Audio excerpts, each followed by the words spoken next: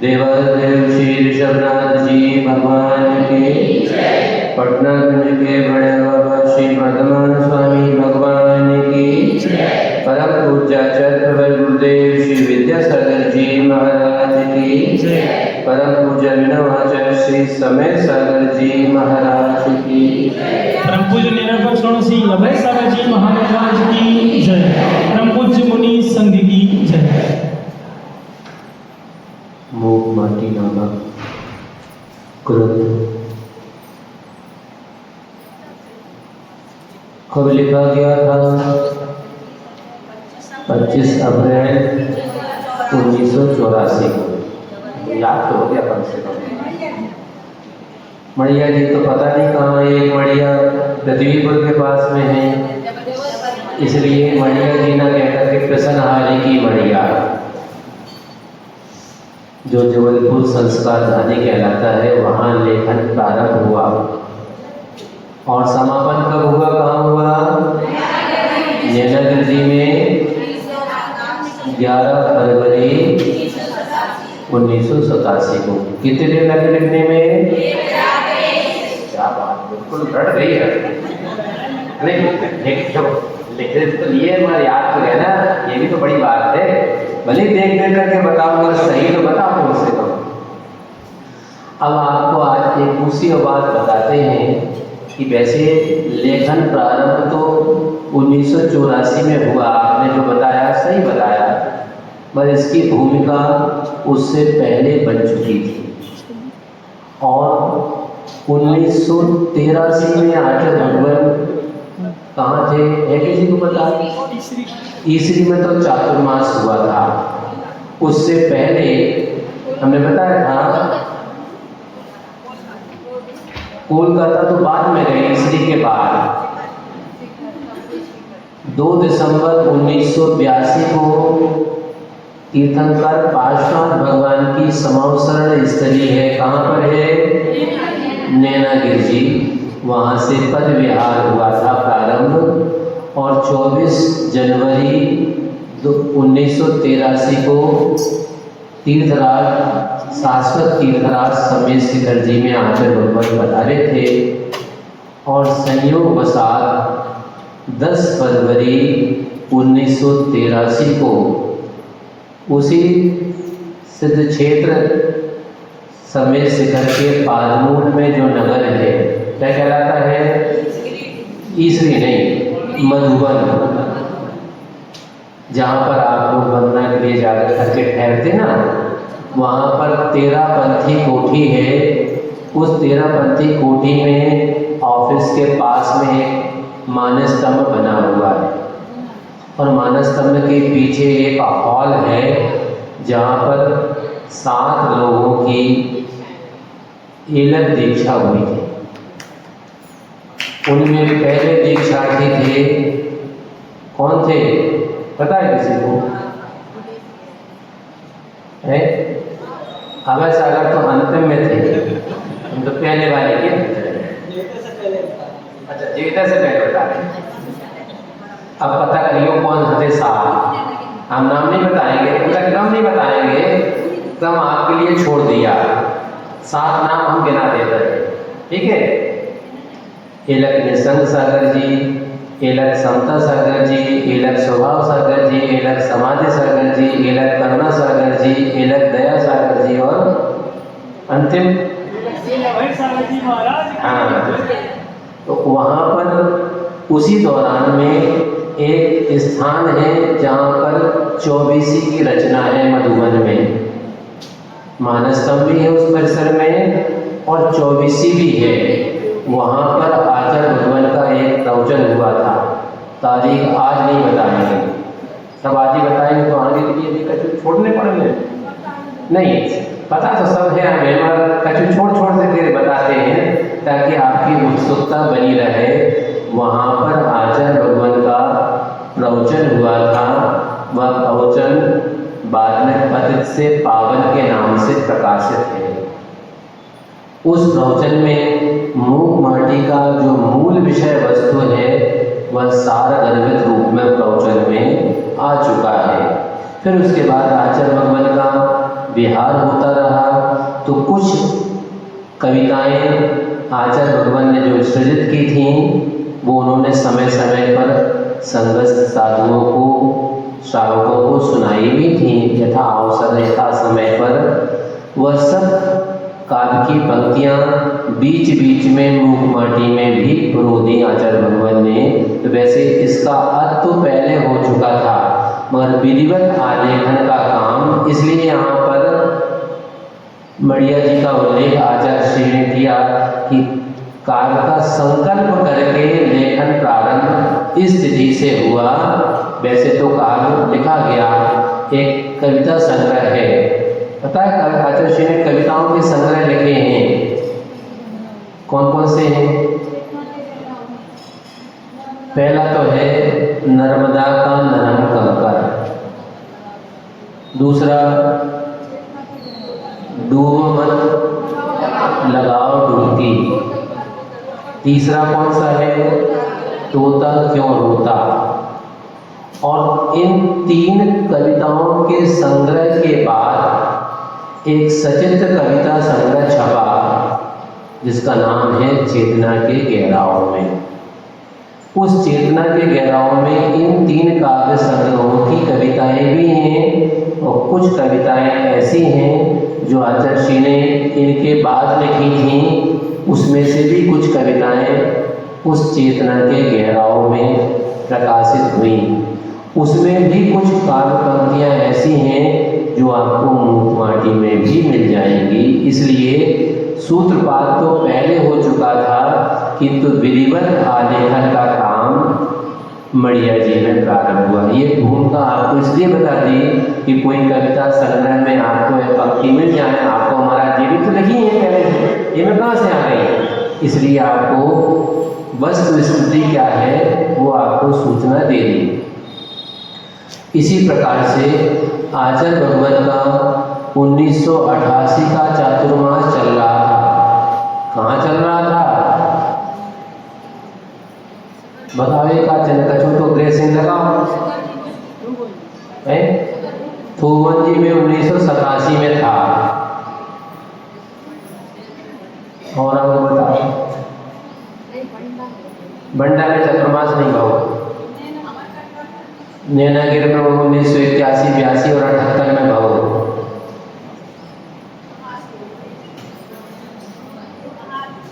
अब आप ही बताओ महाराज, हम लोग हार गए आहार जी में बताया था कल हम 85 में हुआ था और पपौरा जी में 86 में हुआ था, थोवन जी में 87 में हुआ था। इतने तो हमने कल गिनवा दिए थे, हम तो 88 का पूछ रहे थे। अमरकंटक में नहीं हुआ, मुक्तागिरी में 1980 और 90, 91 में भय। नेवावर में नहीं हुआ, 88 की बात कर रहे हैं, चतुर्मास तो हुए हैं। उतई भाव जहां इसका श्री गणेश हुआ कृष्णहारी की मड़िया में ही 1988 का चातुर्मास हुआ आचार्य भगवान का। अच्छा याद रखे करें, आपके यहाँ पर किताबें भी छपी हैं 3 पत्राचार की में रखी हैं, उनमें जिस चतुर्मास की सूची भी रखी है, महाराज का याद रखें हम। तो उसी चातुर्मास के दौरान आचार्य भगवान मूक माटी के कुछ प्रसंग, एक चित्रकार थे अशोक भंडारी, उनके पिताजी थे, वो आचार्य भगवान के पास आते थे। अशोक भंडारी चूँकि वहाँ पर एक फाइन आर्ट्स का कॉलेज है जबलपुर में, वहाँ पर पढ़ाते थे, इसलिए बेटा तो समय नहीं निकाल पाता था, क्योंकि रात को समय मिलता तो रात में आचार्य भगवान को बोलना नहीं था, दिन में आचार्य भगवान को बोलना था, तो उसके पास समय नहीं था। मगर बेर बात का बेटा सबाया कहा जाता है, तो पिताजी आचार्य भगवान के पास में आते थे।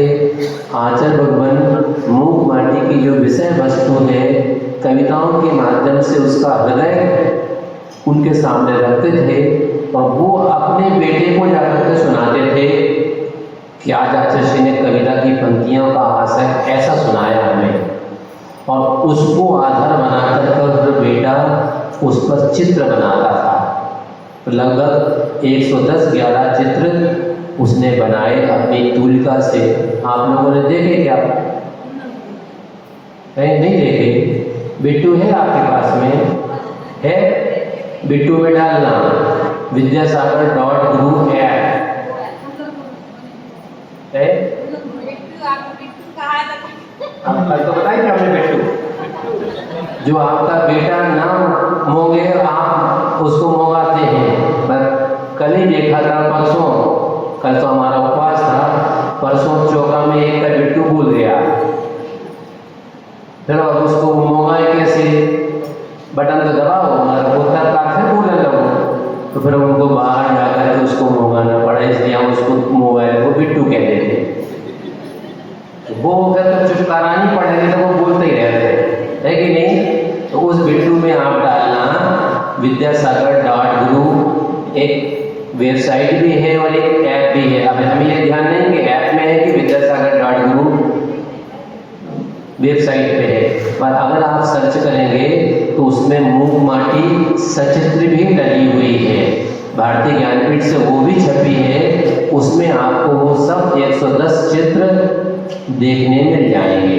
अगर देखने की इच्छा होगी तो फिर जो बात हम अभी आपको बताना चाहते हैं, अगर कोई गलती से अभी खोल लो तो जो विषय वस्तु हम बताना चाहते हैं वो आपको समझ में आ जाएगा। नहीं है तो जब आपको फुर्सत हो तब देख लेना। तो उसमें जो पहला चित्र उसने बनाया उसकी साइज थोड़ा सा एबनॉर्मल है। एबनॉर्मल मतलब अलग प्रकार की है, असाधारण है। बाकी सब चित्रों की साइज फिक्स है। वो पहला चित्र है वही कुछ ज़्यादा, जैसे मान लो समझने की दृष्टि से इस साइज के वो चित्र हैं। वो जो पहला चित्र है वो चौड़ा कम, लंबा ज़्यादा था, इतना लंबा था। हमने पूछा भाई ये आपने चित्र इतना लंबा क्यों बना दिया? अभी प्रिंटिंग में समस्या आएगी। महाराज जी आचार्य श्री का मूक माटी का पहला शब्द है। क्या शब्द है? देखो क्या शब्द है? सीमातीत शून्य।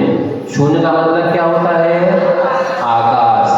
तो उसने कहा कि महाराज हमने आचार्य श्री की भावना को मूर्त रूप देने के लिए चित्र को एक्स्ट्रा ऑर्डिनरी बना दिया। क्यों? क्योंकि ये चित्र जो हम बनाए हैं ये तो इसकी साइज मान लो दृष्टांत में इतनी साइज का है, पर ये वाला चित्र हमने इतना लंबा इसलिए बनाया है कि सीमातीत शब्द को बनाना था। तो हमने चित्र में भी सीमा को तीत बना करके लंबा चित्र बना दिया ताकि वह सीमातीत शब्द सार्थक हो सके। तो लेखक ने तो अपनी बात लिखी ही, चित्रकार ने भी अपने चित्र में उसको गुंफित करने का प्रयास किया। अब चलते हैं आगे का विषय, पर वो आगे का विषय वस्तु आपको समझ में आए उसके पहले एक बात और बताना है। कौन सी बात बताना? हमारा क्लास हुई, पढ़ाई करें, सब बात बताओ तो काम में चले। अनुभव की बात बताओ, अनुभव की बात। एक दिन उसी जबलपुर में आहार करके आचार्य भगवान विराजे थे अपने कक्ष में। एक इरियापद भक्ति होती है। कब होती है? आहार के बाद, है कि नहीं? सभी संघ वहाँ उपस्थित हो गया।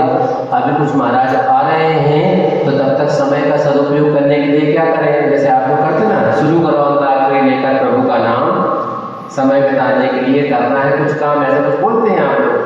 अभी जमाने खत्म हो गए, अब तो मोबाइल बिट्टू है तो वो चलाओ, हमें फायदा है। बस उस समय पर समय का सदुपयोग करना था। तो आचार्य भगवान ने जितने साधु आ चुके थे उनसे एक प्रश्न किया। क्या पूछा? पहचान की सही पहचान क्या है? क्या समझ में आवा आपने? मेरी सब दो बार कहें। कान हमारी तरफ, कान तो आपके जाने होते हैं, पर ध्यान हमारी तरफ आप रखेंगे तो उच्चारण फिर से मैं करता हूँ। पहचान की सही पहचान क्या है? जो समझ में आई? एक शब्द कहा है पहचान और दूसरा है पहचान। और बुंदेलखंडी में कहा था पहचान नहीं पहचानोगे, पहचान नहीं पहचान रहा, तो पहचान की शुरुआत में कह देंगे। तो वो आचार्य भगवान ने एक बार कहा, हम लोगों की समझ में नहीं आया, जैसे आप लोगों को समझ में नहीं आता था पहले, दोबारा हमने जब कहा गौर से सुनो, तो आचार्य भगवान ने भी कहा गौर से सुनो मैं क्या कह रहा हूँ। सुना, इतना तो पकड़ में आ गया कि एक शब्द कह रहे हैं पहचान और एक कह रहे हैं पहचान। अब दोनों, फिर आचार्य भगवान ने खुलासा किया, बताओ सही शब्द क्या है, पहचान की पहचान। और आप लोगों की भाषा में पहचान, पहचान नहीं करना बुंदेलखंड में। तब जो महाराज उपस्थित थे उन्होंने कहा, आचार्य का देखो बात वो बताना जो प्रामाणिक हो। प्रामाणिक हो तो फिर एक महाराज तत्काल उठे और अपने कक्ष से शब्दकोश उठा करके ले आए, हिंदी शब्दकोश, उसमें से देख करके बताया, अच्छा श्री इसमें तो पहचान भी है और पहचान भी है, इसलिए तो हम पूछ रहे हैं कि सही शब्द क्या है। फिर एक अच्छा हम दूसरा प्रश्न करते हैं, हम नहीं कर रहे, आचार्य भगवान ने कहा कि मैं एक दूसरा प्रश्न करता हूँ। आप लोग समाचार पत्र पढ़ते हैं, न्यूज़पेपर जिसको हम इंग्लिश में बोलते हैं, एक पेपर का नाम है नव भारत, आता है, कभी भी आता है। एक पेपर का नाम है नई दुनिया, आता है। अब आचार्य भगवान ने कहा कि देखो भारत है वो नया है, इसलिए उसका विशेषण बना दिया नव, तो कहा नव भारत। और दुनिया है स्त्रीलिंग शब्द, भारत पुल्लिंग था, दुनिया स्त्रीलिंग वाचक है, इसलिए उसका विशेषण बनाया नई दुनिया। तो होना चाहिए था जैसे यह कागज नया है और ये पुस्तक कैसी है, नई है। तो नया और नई दो शब्द होते हैं, स्त्रीलिंग में नई हो जाता है, पुल्लिंग में नया होता है। बस पेपर का नाम नई क्यों लिखा है, नई या में बड़ी ई की मात्रा लिखा जाना चाहिए, ना कि बड़ी ई की मात्रा, बताओ सही क्या है।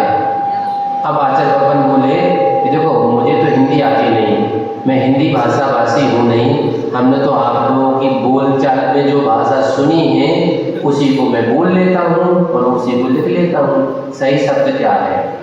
तब एक महाराज ने बताया कि आचार्य श्री सही शब्द तो है ना या और उसमें बड़ी ई की मात्रा, किंतु पुरानी हिंदी में और प्राकृत भाषा में भी ऐसा होता है कि आदि मध्य स्वर व्यंजन लोभो वा, एक प्राकृत भाषा का व्याकरण का सूत्र है, तो उसमें आदि का, मध्य का, अंत का, स्वर का, व्यंजन का अथवा दोनों का लोप हो जाता है। तो यहाँ था ना ई या में बड़ी ई की मात्रा, उसमें से या का लोप कर दिया तो बची बड़ी ई की मात्रा, इसलिए लिख दिया नई दुनिया। ठीक है, मतलब समीचीन है ना, ठीक है। वही प्रयोग मूक माटी के इस पहले प्रश्न पे आचार्य भगवान ने किया। अभी पंक्ति अब हम शुरू कर रहे हैं। प्राची के अधरों पर अंतिम पैराग्राफ अंग्रेजी में कहलाता है अनुच्छेद, हिंदी में कहलाते हैं, इंग्लिश में स्टैंजा भी बोलते हैं। यहाँ पर जो अंतिम है अनुच्छेद, उसकी बात हम प्रारंभ कर रहे हैं। प्राची के अधरों पर मंद मधुरिम मुस्कान है। प्राची मतलब क्या होता है, पूर्व दिशा को प्राच और प्राच संबंधी प्राची, यहाँ पर मानवीकरण किया गया। वैसे तो कहीं कोई महिला प्राची के रूप में नहीं रहती, पर मान लो यहाँ पर चूंकि माँ की गोद है तो प्राची दिशा पूर्व दिशा को ही मानवीकरण कर दिया और एक नारी का रूप मानव बना दिया। तो वह प्राची के अधरों पर मतलब मुख पर मंद मधुरिम मुस्कान है। अब देखो, मंद मधुरिम मुस्कान, ये प्रास लाटानु प्रास कहलाता है। माँ का बार बार पुनरावृत्ति हुई है, मंद है। आप कभी रावण की हंसी सुनी हो आपने? रावण वो अट्टहास कहलाता है, वो हास्य नहीं होता। यहाँ मंद मधुरिम है, मधुर भी हो, कभी कभी कर्कश अगर हो जाएगी वो हंसना तो आपको लगेगा हमारे ऊपर जैसे व्यंग कर रहे हो। यहाँ व्यंग नहीं है, इसलिए मुस्कान कैसी है? मंद है, हल्का सा। कभी कभी कोई कोई प्रभु की वितरा मुद्रा आपको ऐसा लगती है जैसे अभी अभी भगवान हमसे बोलने वाले हैं, है कि नहीं? तो आपके जैसे बड़े बाबा हैं, अभी के बड़े बाबा नहीं, पुराने वाले बड़े बाबा, तो उनकी मुख मुद्रा उतनी मनमोहक नहीं थी जितनी कि अब ऐसा लगता है कि बस अब बोले कि तब बोले। ऐसे मंद मधुरिम मुस्कान है, सर पर पल्ला नहीं है।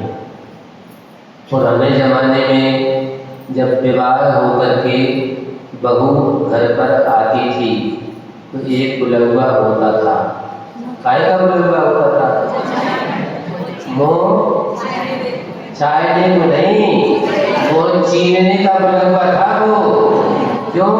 क्योंकि वो एक हाथ को घूंघट रहते तो बड़ो, तो अब देखो ऐसे कर करके चाय हमारी बहू आई है, आप चीन नहीं भैया, इसलिए वो चीनने का बुलौआ था। वो बदल करके हो गया वो चाय नहीं बुलौआ।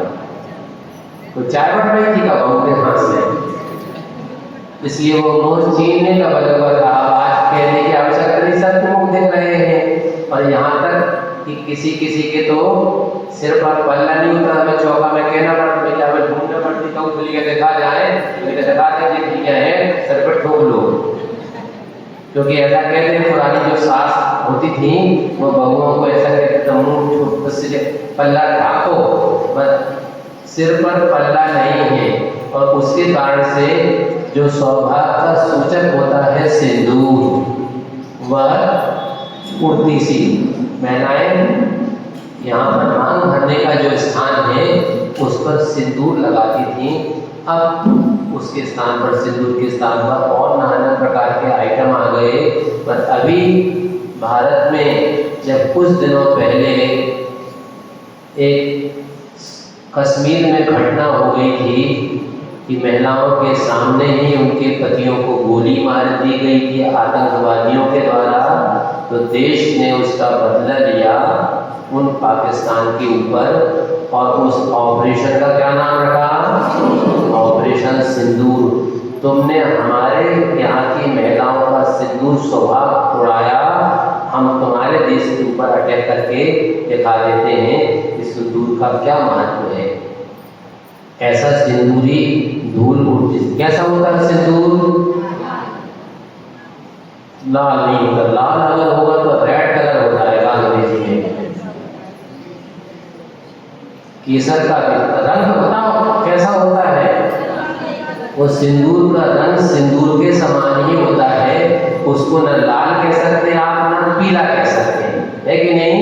वह रंग ही अलग होता है। जैसे ये भैया लोग कुछ दुपट्टा पहने हैं पूजन वाले, वो कुछ कुछ सिंदूर जैसा रंग है कि नहीं? मगर वो न लाल है और न पीला है, सिंदूर कलर अलग ही अपने आप में है। ऐसे सिंदूरी चूंकि वो पल्ला है, उगड़ा हुआ है, तो यहाँ जो सिंदूर लगाई थी वो प्राचीन रूपी। आप देखना कि जब प्रातः काल होता है तो सूर्य जब उदय होता है, अरुणिमा कहलाती है, वह न पीला होता है न लाल होता है, वह रंग बिल्कुल अलग होता है। इसलिए यहाँ आचार्य लिखा है, ऐसा प्रातः काल की बेला है, रंगीन राग की आभा, भाई है भाई। अब बताओ, दो भाई हैं यहाँ पर, दो भैया के अर्थ में है ना, है एक भाई संबोधन के लिए है और एक भाई है अच्छी लगी है के अर्थ में है। पर अगर आप शब्द के भावों को नहीं समझ पाएंगे तो एक व्यक्ति ने मूक माटी का, महाराज हम अंग्रेजी अनुवाद कर दें, हम अपने जमाने के एमए इंग्लिश से, तो भाई प्रयास करो, प्रयास करने में क्या दिक्कत है। उनने अनुवाद किया और इस पंक्ति का अनुवाद कर दिया, ब्रदर हैज ब्रदर। अपन को तो अभी हंसी आ रही है, पर उनने शब्दानुवाद किया, भावानुवाद भूल गए। क्यों? सब दिल गया भाई है भाई, इसलिए हमने पहचान की, सही पहचान क्या है, आचार्य भगवान ने जो पूछा था, और नई दुनिया वही प्रयोग यहाँ आचार्य भगवान ने भार ई नहीं लिख करके भार ई लिखा है, इसलिए ये पूर्व भूमिका में हमने आपको पहले ही संकेत कर दिया। आगे, लज्जा की घूंघट में डूबती सी कुमुदनी। अगर आपके पास में कोई गलती से खोल पाया, नहीं खोल पाया, विद्यासागर.guru, ये भाई ऐसा हो नहीं सकता कि मोबाइल लेकर पिट्टू लेकर के नहीं आए हो, नहीं, कोई ना कोई लेकर के आए होंगे, तो उसमें वो चित्र भी बने हैं। अगर आप चित्र खोल लोगे तो आपको ये प्रसंग और अच्छा समझ में आएगा। इसलिए हमारे तो देखे हुए हैं, इसलिए हमें दिखाने की आवश्यकता नहीं है। कोई बात नहीं, अगर गलती से ध्यान नहीं आई तो कल नहीं, बुंदेलखंड में तो ध्यान नहीं गए थे, तो ध्यान नहीं आएगी तो समझ में आ जाएगा। हाँ चले, कोई बात नहीं। लज्जा की घूंघट में डूबती सी कुमुदनी। दो प्रकार के पुष्प होते हैं तालाब में। नैनादेवी अगर आप लोग गए हो, गए नैनादेवी, तो कुछ मंदिर, जिन मंदिर पर्वत पर है, कुछ जिन मंदिर नीचे ऑफिस के पास में है। दो मंदिर तालाब में है। तो जैसे ही आप सड़क से तालाब की ओर प्रवेश करते हैं, वहां पहले कुमुद लगे हैं, बाद में कमल लगे। देख कोई नहीं, हमारा हमको जी देख विचार, हम तो मूल पटक में यार, मूल पटकी भगवान के लिए खो दो और आगे बढ़ गए। पर कम से कम कभी प्राकृतिक सुषमा देखने का, भी तो सौंदर्य देखने का प्रयास करो, ये क्या है और क्यों है। इसलिए वहां पर जैसे ही तालाब में प्रवेश करेंगे आप, पहले कुमुद होते हैं। वह कुमुद कब खिलते हैं? दीदी कह रहे हैं सूर्य के उदय में तो कमल खिलते हैं। कुमुद रात में खिलते हैं, जब चांद निकलता है, चंद्रमा निकलता है।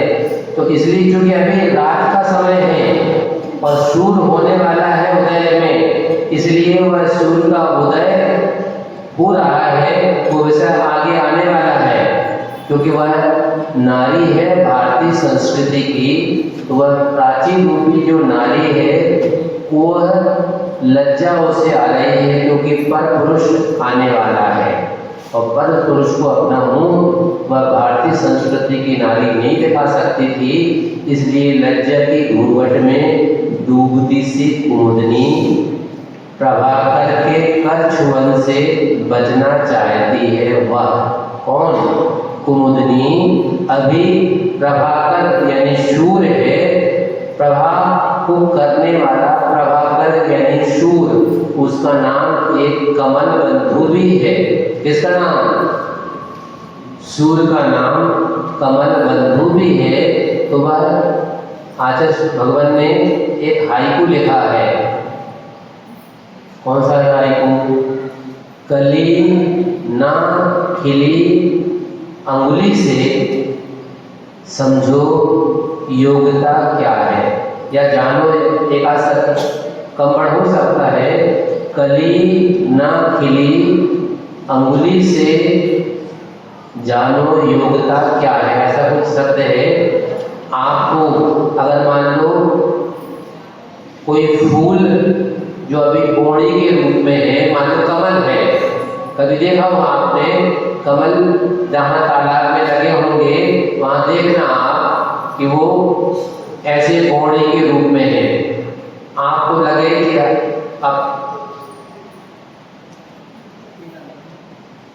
केला की छिलका आप निकालते ना, ऐसा हम निकाल देते हैं तो बॉडी ऐसे फिर करके कमल खिल जाएगा। फिर क्या होगा? वो कमल कहता हमारा बंधु नहीं आया अभी और सूर्योदय नहीं हुआ है, शाम के समय मैं बंद हो जाऊंगी, तो जब हमारा बंधु आएगा वो अपने कर हमारे तक भेजेगा। कर मतलब किरण, उसकी किरण जब उस कमल के पास पहुंचेगी तो ऑटोमेटिकली वो कमल की ऐसा खिल जाएगा। तो अगर वो नहीं है तो इसलिए प्रभाकर के कर चुंबक से, क्योंकि वह कुमुदनी रात्रि में खुलती है और वो कब खुलती है? जब उसका साथी यानी चंद्रमा साथ में हो, तो वह चंद्रमा की मानो साथ देने वाली है। और प्रभाकर यानी सूर्य हुआ पर पुरुष, उसके कर यानी किरणें यहाँ आ रही है कुमुदनी तक, इसलिए वह लज्जा के घूंघट में अपने आप को अवगुंठित कर रही है, बचना चाहती है। वह अपनी पराग को, सराग मुद्रा को पांखुरियों की ओर देती है। अभी ऐसी खिली थी, दिन में ऐसी खिली है, और जैसे ही शाम होती है वो अपने जो यहाँ बीच में टोरस रहता है, पांखुड़ी रहती है, उसको ऐसा पांखुड़ियों की ओर दे करके छुपाने का प्रयास। देखो ये देखो, ये है वो सीमा की शून्य। तो वो चित्र अभी दूसरे चित्र जब आप देखेंगे तो वो उनके साइज छोटी है। इसमें देखो ये बहुत लंबा ऐसा चित्र बना दिया।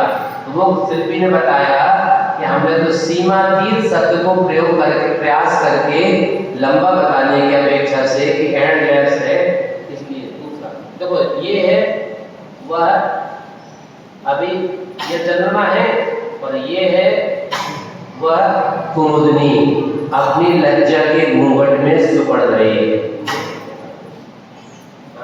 देखो ये सिंदूरी कलर है और सिंदूरी रंग से यह अपने आप को कुमुदनी बचाना चाहती है। एक एक शब्द में क्या भाव आकर भगवान ने लिखा था और चित्रकार ने कैसे चित्र के माध्यम से उसे मूर्त रूप देने का प्रयास किया। और तीसरा चित्र देखो ये है लज्जा की घूंघट, वह कुमुदनी है ना, ये कुमुदनी है, वह लज्जा के घूंघट में है और ये प्रभाकर के कर किरणें उस तक पहुंच रही हैं। सोचो कि आचार्य भगवान ने तो शब्द रूप दिया, किंतु चित्रकार ने उस शब्द को भावों के रूप में परिवर्तित करके चित्रांकित किया है। कितना अपना उपयोग तारतम्य आचार्य श्री के भावों से जोड़ने का जोड़ा होगा। सबके पास बिट्टू है और बिट्टू में क्या विद्यासागर .guru ऐप है, उसमें मूक माटी सचित्र लिखोगे तो आपको ये किताब डाउनलोड हो जाएगी, देख लेना। अपनी पराग को, सराग मुद्रा को पांखुरियों की ओर देती है। लो इधर अब ये रात्रि का काम समाप्ति की ओर है। अधखुली कमलनी, कुमुदनी अलग है, कमलनी अलग है। कुमुदनी होती है सफेद रंग की, बिट्टू पे डाल लेना तो आपको कुमुदनी के चित्र भी देखने में आ जाएगा कैसा होता है कुमुद। और ये है कमलनी, अधखुली कमलनी। अभी चूंकि प्रभाकर आने वाला है, आ रहा है, इसलिए वह अधखुली यानी पूरी नहीं खुली। क्योंकि अगर आपको याद हो सन 1992 की बात होगी, उस दिन सूर्य ग्रहण हुआ था और पूर्ण सूर्ण ग्रहण हुआ था। सूर्य ग्रहण कब होता है? पूर्णिमा के दिन होता है। कब होता है? अमावस्या के दिन। पूर्णिमा के दिन तो चंद्र ग्रहण होता है, अमावस्या के दिन तो वह दीपावली का दिन था। अमावस्या का कार्तिक कृष्ण, अमावस्या का दिन था, तारीख याद नहीं है हमें, मगर तिथि याद है। और उस तिथि में लगभग 8:30 या 9 बजे के करीब वह सूर्य ग्रहण हुआ था। भारत में पूर्ण सूर्य ग्रहण था। तो उस दिन के चित्र दूसरे दिन पेपर में छपे थे कि वह मान लो हमने 8 बजे का चित्र कमलनी का ऐसा खिला हुआ चित्र देखा, फोटो में डाला, टाइम 8 बजे, दृष्टांत में आपको समझाने के लिए। फिर 8:15 बजे ग्रहण लग चुका था, तो वो सूर्य कारण से कमल ऐसा हो गया। और 8:30 बजे क्योंकि हमारा कमल बंधु चला गया, क्योंकि ग्रहण हो गया, पूरा बंद हो गया। फिर 8:45 बजे धीरे धीरे वो खिलने लगा, 9 बजे फिर कमल बंधु आ गया, जैसे वो फिर पूरा कमल खिल गया। वही बात यहाँ है, अभी पूर्ण सूर्य नहीं निकला है, अर्ध खुली है कमलनी, और डूबते चांद की चांदनी को भी नहीं देखती आंखें खोलकर। क्यों? क्योंकि अब सूर्य आ गया है तो चंद्रमा मानो डूब रहा है। ऐसी उस चांद की चांदनी को नहीं देखते आंखें खोलकर। क्यों? ईर्ष्या पर विजय प्राप्त करना सबके बस की बात नहीं है, क्योंकि संसार में जिसको हमारा प्रतिपक्षी मान लेते हैं होता नहीं है। हमारे भावों से वही अगर अनुकूल है तो हमारा मित्र है, सहोदर है, सहायक है।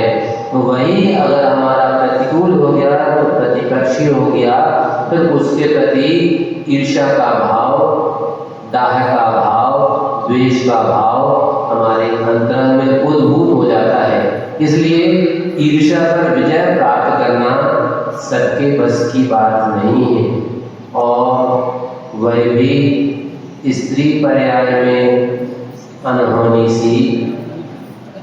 पुराने जमाने में एक व्यक्ति अनेक विवाह कर सकता था, चाहे जैन हो, चाहे हिंदू हो, चाहे कोई भी हो।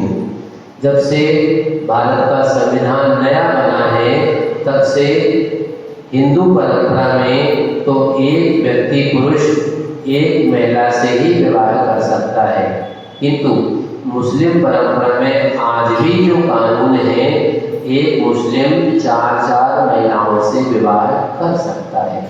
अब अगर एक के स्थान पर अनेक महिलाएं पत्नी के रूप में आ गई, तो फिर एक दूसरे के प्रति ईर्ष्या का भाव आता है। कैसे आता है? अपने यहाँ पर आगम ग्रंथों में वर्णन आता है चक्रवर्ती का, सुना है? भरत चक्रवर्ती हुए प्रथम चक्रवर्ती, जिनके नाम से देश का नाम भारत पड़ा। उनकी कितनी पत्नियां थीं? 96,000। भगवान, 4,000 और होती तो लाख की संख्या हो जाती। अब सोचें कि उतनी रानियां 32,000 मलेच्छखंड की, 32,000 आरखंड की, 32,000 दूसरी जगह की, ऐसे 96,000 रानियां होती हैं। अब महाराजा 365 दिन हैं, और 365 दिन में हर रानी के यहाँ जा पाए, व्यवहारिक रूप से संभव सा नहीं होता। मान लो कोई ने पूछा, महाराज कहाँ है? महाराज मतलब चक्रवर्ती महाराज कहाँ है? होता ही नहीं है, कहते बताइए कहाँ संकेत जा रहा है? पट रानी के यहाँ पर, है कि नहीं? संस्कृत में उसको कहा जाता है, जैसे एक अणुव्रत होते हैं और एक महाव्रत। तो महाव्रत जो है, महत्व्रत से महाव्रत बनता है। महानतम महानतम ऐसे रूप चलते हैं उसके, इसलिए बड़े को कहा जाता है महत। और रानी संस्कृत में राज्ञी बोला जाता राजा रानी की कथाएं सुनी होगी, एक तो राजा एक की रानी दोनों मर गए, खत्म कहानी। मगर अगर राजा और रानी थे तो महत यानी बड़ी, ज्येष्ठ, श्रेष्ठ है कि नहीं। जैसे आपके यहाँ विगत वर्ष किनका चतुर्मास था, ज्येष्ठ और श्रेष्ठ निर्यातक श्रवण मुनि श्री योग सागर जी महाराज के। तो वो ज्येष्ठ श्रवण तो बहुत से हैं, किंतु निर्यातक श्रवणों में ज्येष्ठ वही हैं। तो इसलिए बड़े को महत शब्द के साथ कहते हैं। और रानी तो है ही, अब हिंदी में हम उसको जोड़ देते हैं तो महाराज कहते हैं महत रानी कहते हैं। अब वर्तमान को महत रानी और को हो गई महत रानी। कौन कहलाती महत रानी? सफाई करने वाली। तो ये कैसे हो गया? भाषा विज्ञान में इसको पढ़ाया जाता है कि जो श्रेष्ठ अर्थ होता है जब उपहास में या व्यंग में परिवर्तित हो जाता है तो वह निम्न अर्थ की ओर संकेत करने लगता है। तो थी तो वो महत रानी, बड़ी रानी, मगर जब व्यंग की भाषा में होते नहीं है तो व्यंग आ गया, ईर्ष्या हो गई, हमारे तरफ तो बात नहीं है, होते ही होते चले जा रहे हैं। तो व्यंग की भाषा में महत रानी से महत रानी।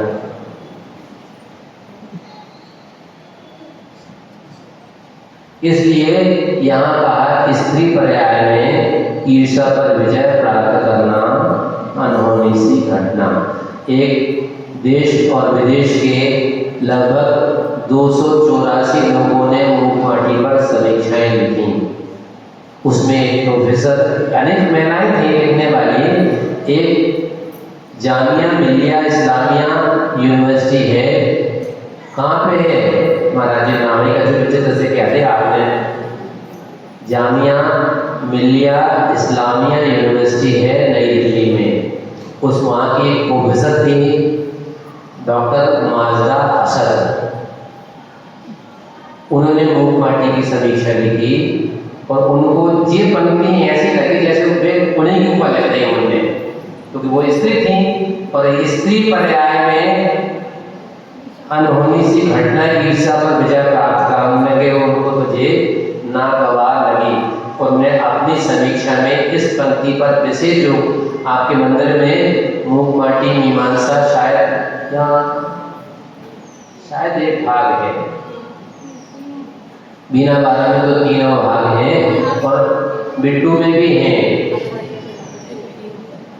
डालो मूकमाटी मीमांसा 3 खंड हैं, लगभग 700 पेज के 3 खंड हैं। इतनी बड़ी कवि कथा मूकमाटी मीमांसा की भी सुना देंगे। तो उसमें वो professor Mazda Asad Jamia Millia Islamia university के प्रोफेसर की समीक्षा भी आप पढ़ सकते हैं। तो उनको अच्छी नहीं लगी क्योंकि वो स्वयं स्त्री थी और जो वस्तु स्थिति है हमने आपको बता दिया। इसलिए स्त्री पर्याय में ईर्ष्या पर विजय प्राप्त करना अनहोनी सी लगती है, इसलिए इसको कहा जाता है सौतिया डाक। वो सौत अगर हो, दूसरी महिला अगर सौतन हो तो वो कभी उसको, भले ही कहीं कहीं हमने सुना है कि एक परिवार में 2 बहनें सगी बहनें हैं और विवाह होकर के आ गई, तो घर में भी बड़ी बहन छोटी बहन थी, यहाँ आकर के बड़े भैया और छोटे भैया के साथ विवाह हो गया। यहाँ तो सुख चैन से रहना चाहिए, मगर वो जब तक बहनें थी तब तक तो हिल मिल करके रहती थी। यहाँ भी हिल मिल करके रहती हैं, पर कभी कभी वो स्वाद तो नहीं है, मगर देवरानी और जेठानी का जो भेद आ जाता है मन में, बस वहीं से भेद की रेखा। पर भेद की रेखा आई क्यों? ईर्ष्या पर विजय प्राप्त करना अनहोनी सी घटना है। पर ऐसे अपवाद भी होते हैं कि जितने यहाँ आकर के विवाहित होकर के आई और वह इतने हिलमिल करके रहते हैं। हमने देखा नागपुर में एक जगह हमारे आहार हुए और उन्होंने कहा महाराज आज निवेदन है आपसे, का पड़वाना भी हो ही रहा था तो उसमें से जो मुखिया थे बोले महाराज आज आपसे विशेष निवेदन कर रहा हूँ। करो निवेदन। महाराज आज आप बाहर वालों से आने लगे। क्यों? महाराज हमारे चौके में ही हमारे घर के 72 लोग हैं, छोटे से लेकर के बड़े तक 72 सदस्य हैं। लगभग 50 सदस्य आपको हमारे चौके के ही आहार देंगे। हमारा संयुक्त परिवार है और संयुक्त परिवार में आप देखोगे आहार के बाद हम आपको बताएंगे हमारे यहाँ चाय भी सामूहिक बनती है गंजा भर करके, तब वो पूरे परिवार को पहुंचाई जाती है। भोजन बनाने के लिए भी महिलाओं की परस्पर में कितना सामंजस्य है, ड्यूटी लगी है। चाय अमुक बनाएंगे, नाश्ता अमुक बनाएंगे, भोजन अलग बनाएंगे, शाम को अंतरु। तो इतना सौहार्द है, एक दूसरे के प्रति सहयोग करने की भावना है। तो वह चतुर्थ काल का साम्राज्य जैसे हमारे घर में ही है। महाराज कोई की नजर न लगे, मगर अभी तक तो हमारा परिवार एक सूत्र में बना हुआ है और उसका आपको आज जीवन प्रमाण देखने मिलेगा। जब 50 सदस्य एक एक करके आकर के महिलाएं अलग, पुरुष अलग, 6 भाई हैं हम लोग, 6 भाई, एक बाकर है। एक बाकर में नहीं, करोड़पति फर्म थी, ज्वेलर्स का काम था, इसलिए पैसे की कमी नहीं थी। पर अभी नई पीढ़ी के बच्चे कहते हैं कि पिताजी कंजस्टेड होते हैं, नया मकान ले लें, और हम कहते हैं नहीं, जब तक हम हैं तब तो सबको सामूहिक एक सूत्र में बंध करके रहना है, एक दूसरे के पूरक बन करके चलना है। इसलिए ये बात स्त्री पर्याय में ईर्ष्या पर विजय प्राप्त करना अनहोनी सी घटना है। और जिन्होंने ईर्ष्या पर विजय प्राप्त करने का प्रयास किया, उपक्रम किया, वो वास्तव में महिला होकर के, स्त्री पर्याय में होकर के भी प्रशंसनीय है, अनुकरणीय है। नहीं तो फिर जो बात सत्य है वो तो यहाँ लिखी है, आपने अपने